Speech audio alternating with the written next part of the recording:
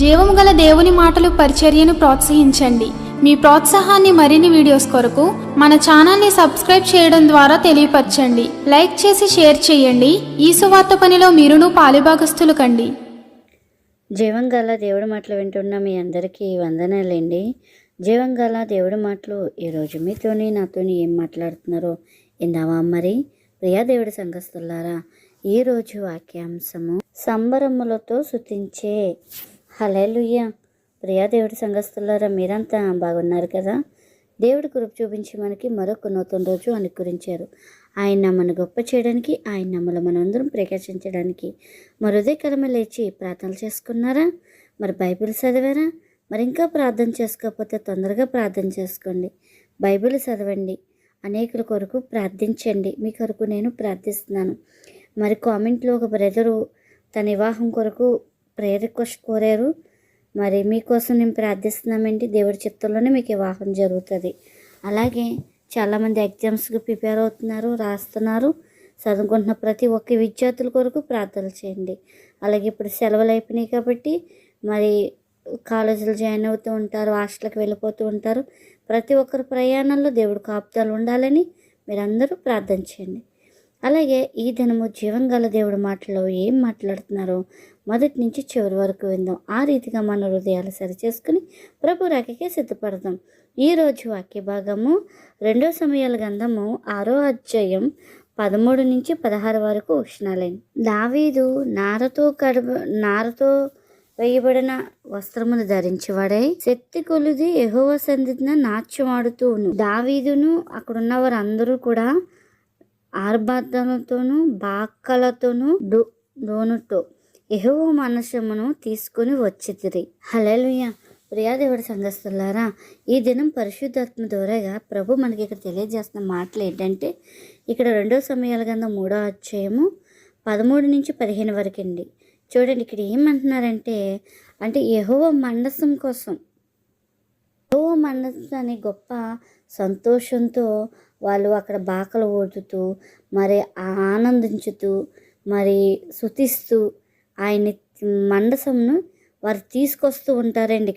అయితే దాన్ని ఎంత సంతోషంగా, ఎంత అంటే వారు మరి స్తుతిస్తూ ఎక్కడైతే అక్కడ బాకలు ఊదుతూ అంటే బోరలు ఊదుతూ సంగీతం చేస్తూ తీసుకొస్తుంటే ఆకాశం దద్దరిల్లంత సౌండ్ చేస్తూ మరి ఎంత సంతోషంగా ఆ మండసాన్ని తీసుకొచ్చారని లేఖనాలు ఈ దినం సెలవిస్తున్నాయండి. హల్లెలూయా. ఇక్కడ మనం చూద్దామండి, దావీదు గారు అంటే రాజు అయినప్పటికీ మరి దేవుడు మండసం తీసుకొచ్చినప్పటికీ ఎంత తగ్గించుకున్నాడు చూసారండి. ఈదులలో నాట్యమాడుతూ మరి సన్నట మరి వస్త్రమునంట ధరించుకున్నాడు. మరి నువ్వుని పోలి ఉన్నదని వస్త్రం ధరించుకొని ఆ వస్త్రమును ఉంటూ మరి దేవుని మందసం తీసుకొస్తూ వీధుల్లో నాచివాడారు దావీదు గారండి. మరి మనము దేవుడి సన్నిధికి వెళ్ళడానికి బైబిల్ పట్టుకోలేం. దేవుడు సన్నిధిలోకి కుదురుగా కొద్దిసేపు కూర్చోలేని పరిస్థితుల్లో ఉన్నాం. కానీ దావీదు రాజు గారు అయితే ఈదులలో నాట్యమాడుకుంటూ ఆ మండసాన్ని తీసుకురావడం జరిగిందండి. అంటే కదండి, ఇక్కడ ఎప్పుడైతే దేవుని సంతోషంతో ఆనందించాడో, సంతోషంగా దేవుడి మండసాన్ని తీసుకురావడం జరిగిందో, ఇలాగ ఎప్పుడైతే జరిగిందో ఒక ఇబ్బంది అయితే ఎదురైందండి దావీదు గారికి ఇబ్బంది ఎదురైనప్పుడు ఏమైంది, తను ఎంతో మరి ప్రేమించి పెళ్లి చేసుకుంది తన దావీదుని. కానీ వీధుల్లో నాట్యమాడుతున్నాడని తన పిలిపించి, నువ్వు వీధిలో ఇలా వస్త్రాలు లేకుండా వీధిలో ఇలాగ అందరి ముందు నాట్యమాడాలా, అయితే నువ్వు నాకు వద్దు అని విడిచిపెట్టేసింది.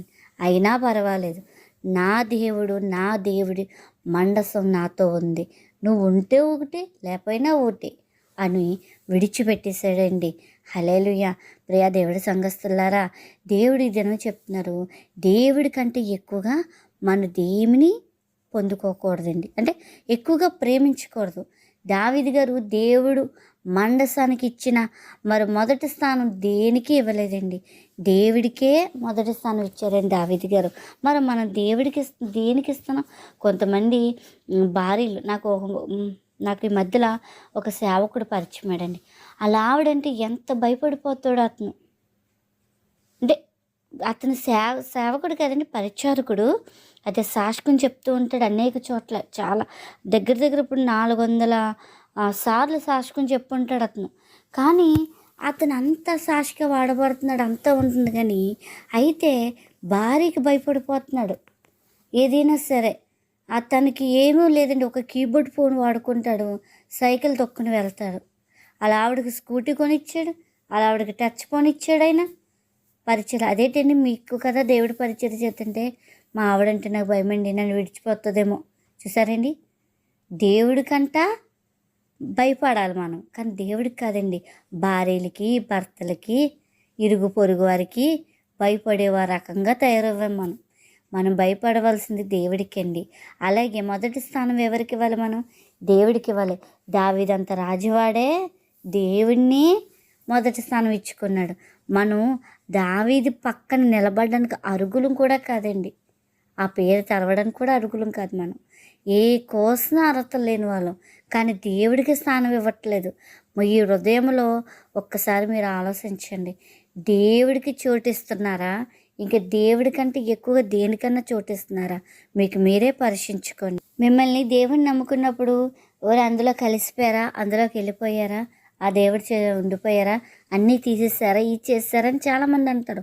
మన అప్పుల్లో ఉన్నప్పుడు ఎవరు ఆదుకోరు, ఆకలితో ఉన్నప్పుడు మన కడుపు ఎవరు చూడరు ఏంటి. మనం ఎలాంటి స్థితిలో ఉన్నా సరే చూడరు. అవసరానికి ఒక స్త్రీ తప్పుడు పని చేసినా ఖండించరు ఏంటి, వదిలేస్తారు.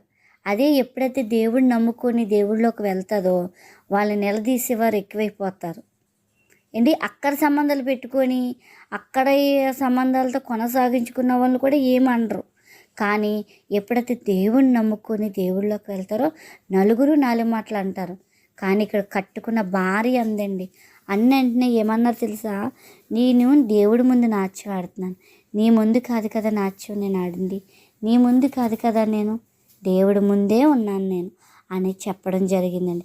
మనము కూడా ఏమని చెప్పాలి? ఎవరైనా అడిగినప్పుడు మేము దేవుడి కొరకు బ్రతుకుతున్నాం, దేవుడు మమ్మల్ని కాపాడాడు, ఈరోజు ఇలా ఉన్నామంటే దేవుడి వల్లే, కాబట్టి మేము దేవుడే కావాలి, మాకెవరూ వద్దు అని మీరు దేవుడి కొరకు నిలబడితే దేవుడు ఇంకా మిమ్మల్ని ఉన్నత స్థాయిలో నిలబెడతాడండి.